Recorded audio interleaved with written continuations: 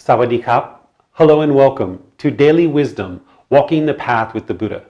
This is our last video in an 8-part mini lesson where I've been sharing the Eightfold Path. In this video, we're going to be exploring the last step, which is right concentration. This is going to help you to develop focus and concentration, clarity of mind in this deep memory where you'll be able to focus on just one thing at a time and be very productive in your activity. Welcome, I'm pleased that you're here.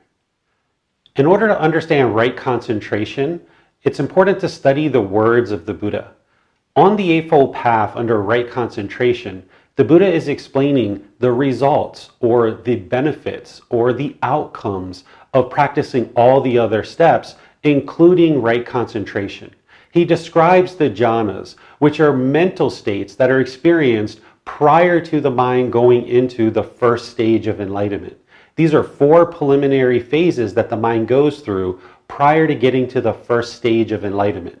This is where the light bulb is kind of flickering and giving you glimpses of what enlightenment looks like. You're experiencing certain qualities of mind that are like enlightenment, but they're only temporary. They're very short-lived. They can be for longer periods of time, but you're still going to experience some amount of discontentedness when the mind is in the jhanas. So first, let's investigate the words of the Buddha related to right concentration. Then I will explain to you in more detail how to actually practice right concentration so that you can then experience the results that the Buddha is explaining as the jhanas and beyond as you move into the first, second, third, and fourth stage of enlightenment. In what, monks, is right concentration? Here, a monk distant from sense desires, distant from unwholesome mental states, enters and resides in the first jhana, which is with thinking and pondering, based in seclusion, filled with excitement and joy. And with the subsiding of thinking and pondering, by gaining inner tranquility and oneness of mind, he enters and resides in the second jhana, which is without thinking and pondering, based in concentration, filled with excitement and joy. And with the fading away of excitement, remaining imperturbable, mindful and clearly aware, he experiences in himself the joy of which the noble ones say. Peaceful is he who resides with equanimity and mindfulness. He enters the third jhana. And having given up pleasure and pain, and with the fading away of the former gladness and sadness, he enters and resides in the fourth jhana, which is beyond pleasure and pain, and purified by equanimity and mindfulness. This is called right concentration. So here in right concentration, the Buddha is explaining the results of practicing all the other steps as the mind moves into the jhanas. But there are aspects of right concentration that you need to understand and practice. As I've talked before, the Eightfold Path is a core central teaching where all the other teachings plug into the Eightfold Path. And there's other teachings that he shares about clear comprehension, about concentration and how to develop that. So he's already discussed that in other parts of his teachings that plug in here to right concentration. But here, under right concentration in the Eightfold Path, he's explaining the results or the benefits or the outcomes of practicing all the other steps on the Eightfold Path, where the mind moves into the jhanas, experiencing these preliminary phases before the mind moves into the first stage of enlightenment. In online classes and in-person classes, I explain each of these jhanas in detail, and all of the teachings of the Buddha are guiding you to experience these jhanas. So in this mini lesson, it's not important that we go through each of the jhanas and explain what each of them are and how to experience them, because all the teachings of the Buddha are leading towards the jhanas and ultimately enlightenment. So let's focus on what is it that is right concentration and how to actually develop it in your practice. There's 2 aspects to right concentration.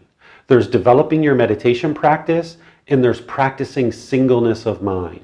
To develop your meditation practice, you'll need to practice breathing mindfulness meditation, loving kindness meditation, and then as you seek guidance from teachers, there's two specialized meditations that you might need in order to address certain aspects of the mind. Not everybody's going to need that third aspect, those third and fourth meditations. Not everyone's going to need those or require those. So they're only provided on an as-needed basis. But you will find them in Volume 1, Chapter 11 of the book series that I share.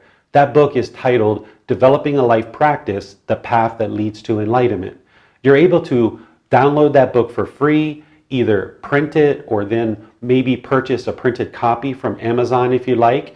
And there, once you look at the book in Chapter 11, you'll see those other two specialized meditations. So developing your breathing mindfulness meditation and your loving kindness meditation to be 2 or 3 sessions per day for 30 minutes or more.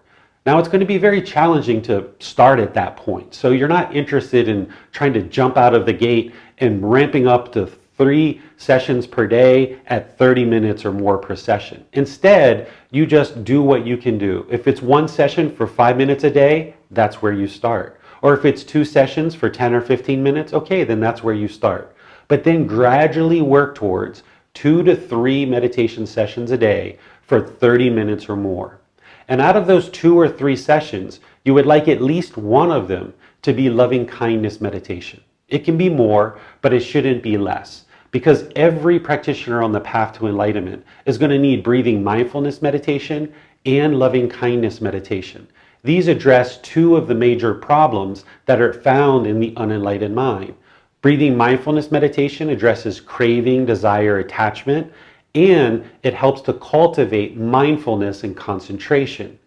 Loving kindness meditation helps to eliminate anger, hatred, and ill will, along with all the other lesser versions, while cultivating loving kindness. And then you can practice that in daily life, where you're practicing having active goodwill in the intention of seeing all beings be well. This is what you would practice through your intentions, your speech, and your actions.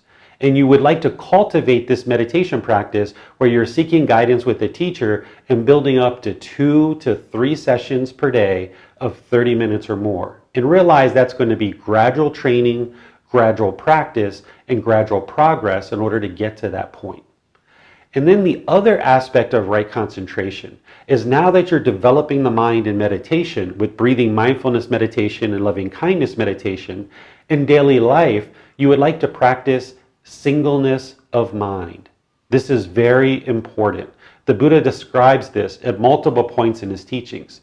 Singleness of mind is focusing on one thing at a time. For example, if you're eating, you're eating. If you're talking, you're talking. If you're walking, you're walking. And if you're sitting, you're sitting. These are aspects of life and others that you should just be doing one thing at a time. Because the mind can only actually do one thing at a time. When you're perhaps being encouraged to multitask, what's actually happening is the mind is rapidly cycling from thing to thing to thing to thing to thing to thing. It is doing one thing at a time, but it's rapidly cycling from thing to thing to thing. It's doing this thing for 5 seconds, it's doing this thing for 3 seconds, it's doing this thing for 10 seconds, and what you're training the mind to do is rapidly cycle. Rather than having focus and clarity, it's instead bouncing from thing to thing to thing to thing to thing, and essentially you're training your mind and you're encouraging your mind to bounce around rapidly. And then you can't bring forth your wisdom and make calm decisions with wisdom that lead to wholesome outcomes. Instead, the mind is uncalm, it's shaken up, it's making unwise decisions, and then it's producing unwholesome results. So by focusing on just one thing at a time, then you can bring your full wisdom to the situation, handle that situation and move on so that you don't have to go back and clean anything up. So if you're talking on the phone to a friend, watching a TV program, and eating a sandwich, you're not actually doing all 3 of these things at one time. Your mind is talking to the friend for a few seconds, looking at the TV for a few seconds, and eating a sandwich for a few seconds. It's rapidly cycling from thing to thing to thing. This is elongating the conversation. You're not as focused and clear in the conversation, having well thought out sentences and being able to communicate. You're not digesting what you need in the television program and learning what it is that you need to learn. And you're also not ingesting the food in a way that's going to settle well in the stomach. This is why you might get a stomach ache if you eat too fast or too rapidly. So instead, if you're on a phone call, just be on the phone call and talk to your friend, bringing forth whatever information or wisdom that you need, whether it's a friend, a family member, a coworker, your boss. Just focus on talking on the phone. If you're watching TV, just watch TV. If you need to pause it and then go do something, okay, then that's what you do. But you're only doing one thing at a time. And if you're eating, you just eat. And that's practicing singleness of mind. This, along with meditation, will gradually train the mind to practice right concentration, where you'll have clarity, you'll have focus, you'll have deep memory, you'll have well thought out sentences and be able to communicate with people in a very well thought out way. And you won't have to go back and clean up the things that you're dealing with. Because if your mind is uncalm and shaken up, you're going to make unwise decisions. Your conversation's going to fall apart, and then you have to go back and clean that up. So this is right concentration. In the next 5 videos, we're going to be doing a series on the 5 precepts. These are going to plug into the Eightfold Path and provide you deeper insight and wisdom about the Eightfold Path and how to practice the moral conduct section of the Eightfold Path. This is where the Buddha would start with a lot of his students, is helping them to develop their moral conduct. Because as long as we're out in the world causing harm to others through our conduct, then that harm is going to come back to us. Thank you for watching. We'll see you in a future video. Have a very lovely and rest of your day. Sawadee Ka.